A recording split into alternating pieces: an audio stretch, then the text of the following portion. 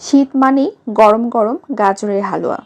অনেকেই হালুয়া বানালেও ঝরঝরে হয় না, গন্ধ আসে না। আজকের রেসিপিতে এই দুইটি সমস্যারই সমাধান পাবেন। অল্প উপকরণ এবং সহজ পদ্ধতিতে এমন স্বাদ একবার বানালে বারবার বানাতে মন যাবে।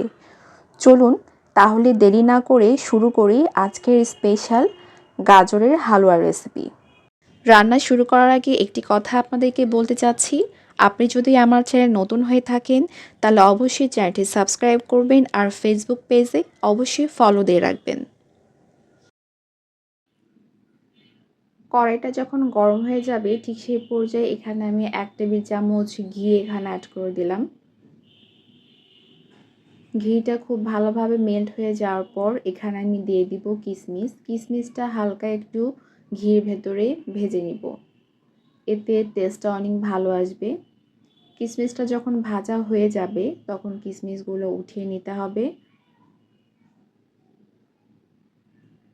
সেম প্যানে আমি আরেকটু ঘি এখানে অ্যাড করে দিয়েছি, সেই সাথে আমি এখানে 2টি সাদা এলাচ, 2টি দারচিনি আর একটি তেজপাতা এখানে অ্যাড করে দিয়েছি। সাদা এলাচটা অবশ্যই হালকা একটু থেতো করে নেবেন, এতে কি হবে মশলার যে সুঘ্রাণটা সেটা বেরিয়ে আসবে। গাজরগুলো এখানে দিয়ে দিতে হবে। গাজরগুলো আমি এভাবে গ্রেট করে নিয়েছি, গ্রেটারের সাহায্যে গ্রেট করে গাজরগুলো নিতে হবে, এতে হালুয়াগুলো দেখতে অনেকটা সুন্দর লাগে, খেতে অনেক ভালো লাগে। অনেকেই সেদ্ধ করে হালুয়া করেন, সেটা কিন্তু ভালো হয় না। অবশ্যই গ্রেটারে গ্রেট করে হালুয়া করবেন। ঘির ভেতরে কিছুক্ষণ গাজরটা ভেজে নিতে হবে। ঘির ভেতরে কিছুক্ষণ গাজরগুলো ভেজে নেওয়ার পর মিষ্টির জন্য আমি এখানে চিনি এখানে অ্যাড করে দিয়েছি। আপনারা যে যেরকম মিষ্টি খেতে পছন্দ করেন সেরকম এখানে মিষ্টির পরিমাণটা বাড়িয়ে কমিয়ে আপনারা এখানে অ্যাড করতে পারেন। চিনিটা অ্যাড করে দেওয়ার সাথে সাথেই কিন্তু গাজর থেকে কিন্তু পানি ছেড়ে দিবে। দেখুন কতটা পানি এখানে বের হয়েছে, দেখতেই পাচ্ছেন। এখানে আমি এখন অ্যাড করে দিব 1 কাপের মতো দুধ।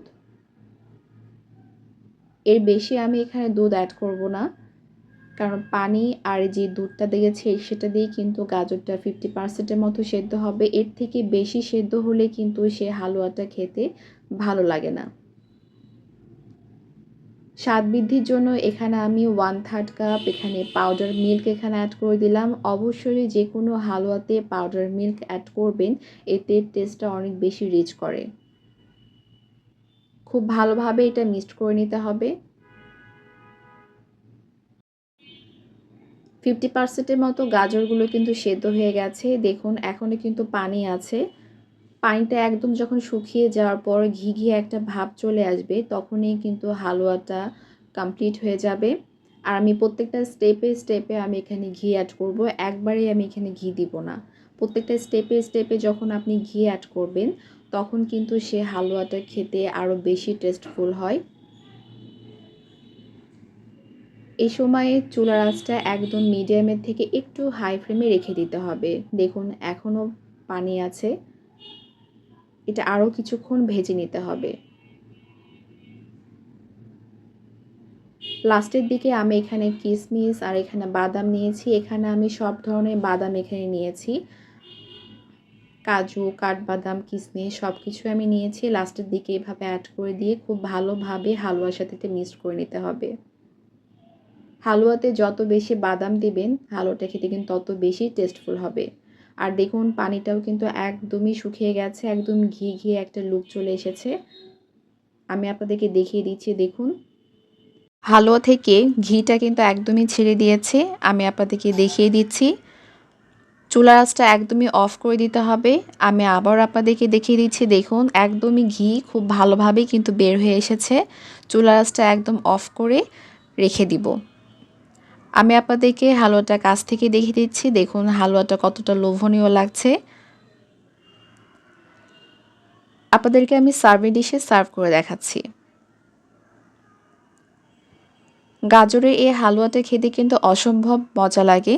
অবশ্যই আপনারা বাসায় এভাবে ট্রাই করবেন। এভাবে গ্রেটারের সাহায্যে গ্রেট করে হালুয়াটা করার চেষ্টা করবেন, তাহলে কিন্তু হালুয়ার যে আসল টেস্টটা সেটা কিন্তু পাবেন। সেদ্ধ করে হালুয়া করলে কিন্তু সেটা খেতে একদমই ভালো হয় না। উপরে আমি কিছু এখানে বাদাম কিশমিশ এখানে অ্যাড করে দিলাম, এতে দেখার সৌন্দর্যের জন্য। শবে বরাতে বা ইফতারিতে আর ঈদের স্পেশাল ডেজার্ট হিসেবে আপনারা এটা রাখতে পারেন। আশা করছি রেসিপিটা আপনাদের কাছে ভালো লেগেছে। আমি খুবই সহজভাবে হালুয়াটা আপনাদেরকে তৈরি করে দেখিয়েছি। অবশ্যই বাসায় একবার হলেও ট্রাই করবেন আর আমাকে অবশ্যই কমেন্ট করবেন। রেসিপিটা ভালো লাগলে অবশ্যই ফ্রেন্ডস আর ফ্যামিলি মেম্বারদের সাথে শেয়ার করবেন। দেখা হবে নেক্সট ভিডিওতে।